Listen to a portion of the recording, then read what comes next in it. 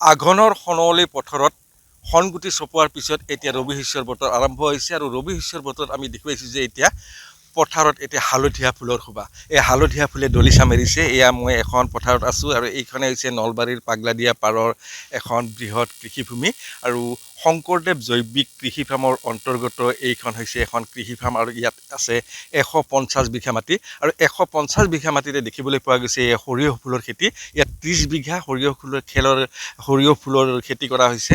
সৰিয়হৰ খেতি আনফালে আমি সমান্তৰালভাৱে দেখুৱাইছোঁ যে ইয়াত মাকৈ খেতি তেওঁলোকে কৰিছে। প্ৰায় 100 বিঘা ভূমিত ইয়াত দেখিবলৈ পোৱা আছে মাকৈ খেতি আৰু মাকৈ খেতিৰ লগতে ইয়াত অন্যান্য 20 বিঘাত তেওঁলোকে আলু, বেঙেনা, অমিতাকে আদি কৰি বিভিন্ন ধৰণৰ ফল মূলৰ খেতি কৰিছে। এই দৃশ্য আমি সমান্তৰালভাৱে দেখুৱাইছোঁ। আমাৰ কেমেৰা পাৰ্চন টিকুমণি দেখুৱাইছে যে এওঁলোকে শংকৰদেৱ জৈৱিক কৃষি ফাৰ্ম আছে, জৈৱিক 5গৰাকী নিবনুৱা যুৱক আছে। ইয়াৰ ভিতৰতে ইয়াৰ মূল যিগৰাকী কৰ্ণধাৰ ব্যক্তি সেইগৰাকী হৈছে গকুল হালৈ। আমাৰ গকুল হালৈক আমি দেখুৱাইছোঁ যে গকুল হালৈ আছে আৰু গকুল হালৈৰ লগতে ইয়াত 5গৰাকী আন 4গৰাকী ব্যক্তি আছে। গকুল হালৈ, বিপুল হালৈ, ফণীন্দ্ৰ হালৈ, নাৰায়ণ হালৈ, কৈলাশ হালৈ। এই 5গৰাকী ব্যক্তি জড়িত হৈ আছে আৰু আৰ্থিক অসমৰ যি গ্ৰাম্য কৃষি অৰ্থনীতি তেওঁলোকে উৎকৃষ্ট নিদৰ্শন দাঙি ধৰিবলৈ সক্ষম হৈছে এনেদৰে বিভিন্ন খেতি কৰি।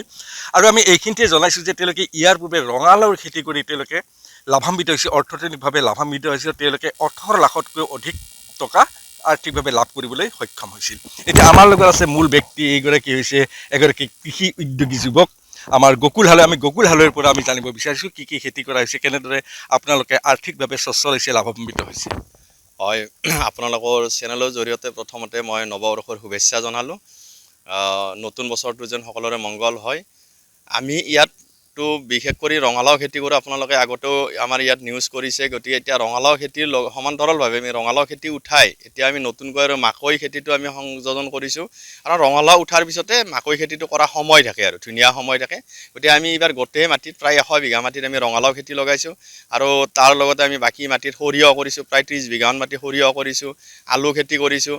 ধৰক ইয়াৰ পৰা আমি স্বাৱলম্বী এইটো হৈছোঁ। ইয়াতে আমি গম পাওঁ যে ধৰি লওক আমি ইয়াত কৃষি ফাৰ্মখন 2012ত আৰম্ভ কৰিছিলোঁ। তাৰে পিছত এতিয়া আৰু মই ইয়াতো কিছু ওচৰতে নিজাববীয়াকৈ খেতি আৰম্ভ কৰিবলৈ ইয়াৰ পৰা মাটি ক্ৰয় কৰি খেতি কৰিবলৈ সক্ষম হৈছোঁ। গতিকে আমাৰ নিশ্চয় ইয়াৰ পৰা আমি লাভান্বিত হৈছোঁ। মোৰ লগতে যি আৰু 4জন আছে আমাৰ বন্ধু, সেই 4জনো সুন্দৰকৈ নিজে পৰিয়াল চলাই আছে। ময়ো নিজে পৰিয়াল চলাই আছোঁ। লগতে ইয়াত আৰু প্ৰায় 20-25টা পৰিয়াল আমাৰ পৰা তাৰমানে সংস্থাপিত হৈছে। ইয়াত ধৰক বেলেগত কাম কৰিব যোৱাতছে ইয়াত তাৰমানে খেতিৰ কামতে হওক। ইয়াত আমাৰ এতিয়া নতুনকৈ আমি সংযোজন কৰিছোঁ 2020 চনত পাগলাদিয়া ৰিজৰ্ট। এই পাগলাদিয়া ৰিজৰ্টতো আমাৰ কেইজনমান কৰ্মচাৰী ইয়াত নিয়োজিত হৈছে। গতিকে আমি নিজৰ লগতে আৰু যি 20টা বা 25টা পৰিয়ালক ইয়াত আমি পোহপাল দিব পাৰিছোঁ, তালৈ আমি গৌৰৱ কৰোঁ।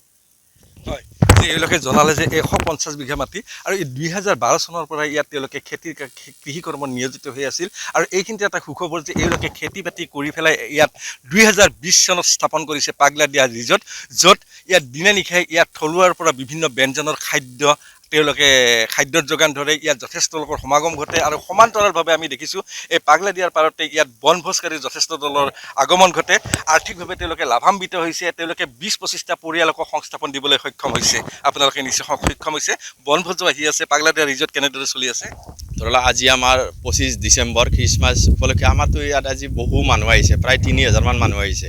ইয়াত নিজে বনায়ো খাব পাৰে বা আমাৰ ইয়াতে আমাৰ নিজৰ থলুৱা খাদ্যৰ আমাৰ আছে, ব্যৱস্থা আছে। তাত কাৰণে তেওঁলোকে আমাৰ ইয়াত অৰ্ডাৰ কৰি পেলাই আমাৰ ইয়াতো তাৰ থলুৱা খাদ্য জুতি ল'ব পাৰে। আৰু আজি আপোনালোকে দেখিবই ধৰক বিভিন্ন ধৰণে ঠাইৰ পৰা ইয়াত বনভোজ খাবলৈ আহিছে। গতিকে নলবাৰীৰ ওচৰ চুবুৰীয়া যিবিলাক জিলা আছে, ধৰক ৰঙিয়া, কামৰূপৰ পৰা বা বৰপেটা এনেকুৱা বাস্কা আদি এই জিলাৰ পৰা আমাৰ ইয়াত বনভোজ খাবলৈ আহে। পৰ্যায়ত কেনেকুৱা ধৰণৰ পৰিকল্পনা কৃষি কৰ্মৰ ক্ষেত্ৰত আৰু কি পৰিকল্পনা গ্ৰহণ কৰিছে? খাৰিফ শস্য, ৰবি শস্য দুয়োটা ছিজনৰে আপোনালোকে খেতি বাতি কৰে আৰু কিমান লাভান্বিত হৈ আছে আৰ্থিকভাৱে? আৰ্থিকভাৱে আমি ধৰক আমাৰ পৰিয়ালটোতো ধৰক আমাৰ নিজৰ পৰিয়াল ধুনীয়াকৈ যি চাকৰি কৰি মানুহ যেনেকৈ চলি আছে, আমিও তাত চাই বেছি ভালকৈ চলি থকা বুলি অনুমান কৰোঁ। আৰু আমি নিজে চলাতকৈ আমি এটা গৌৰৱ কৰোঁ যে আমাৰ লগত আৰু 20টা বা 25টা পৰিয়াল ইয়াত নিয়োজিত হৈছে। সেইটো আমি বেছি গৌৰৱ কৰোঁ। আপোনাৰ পৰা আমি জানিব বিচাৰিছোঁ যে চৰকাৰী চাকৰি অবিহনে কৃষি কৰ্মত নিয়োজিত হৈ পেলাই আত্মসংস্থাপনৰ লগতে স্বাৱলম্বী হোৱাৰ লগতে আনকো সংস্থাপিত নিশ্চয় কৰিব পাৰি, নহয় জানো? আমি ইয়াত ভৱিষ্যতে আমি নিজে ভাবি আছোঁ যে ইয়াত আমি নিজে চলি থাকিলে আমাৰ ল'ৰা ছোৱালীও যাতে ইয়াত চলিব পাৰে। আমি এতিয়াৰ পৰাই এটা প্লেন কৰি আছোঁ যে আমি ইয়াত আমি ল'ৰা ছোৱালীৰ ক্ষেত্ৰত চাকৰিৰ কাৰণে আমি হাবুডাবু নাখাওঁ। ইয়াতে ধৰক আমি যদি সংস্থাপন কৰিব এটা নতুনত্ব আনি কিনে যদি ইয়াত ল'ৰা ছোৱালী কিন্তু আমাৰ পিছত তেওঁলোকে যাতে এইখন চলাব পাৰে আমি সেনেকুৱা পৰিকল্পনা কৰি আছোঁ।